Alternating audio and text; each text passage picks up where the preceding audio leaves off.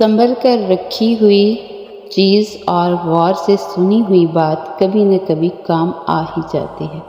आप चाहते हैं कि लोग आपके बारे में अच्छा सोचें तो आप अच्छा बोलना शुरू कर दें।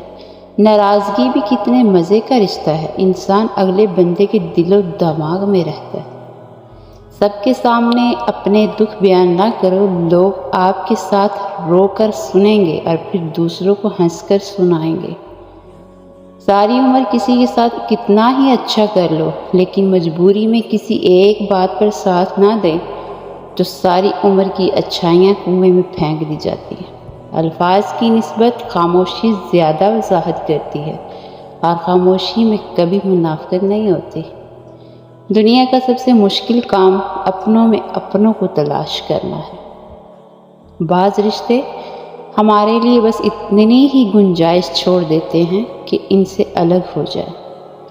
ज़िंदगी में जब कभी हमारा खुद सामना होता है तो पता चलता है कि हमने बेकार ख्वाहिशों की खातिर अपना दिल कितना दुखा रखा है।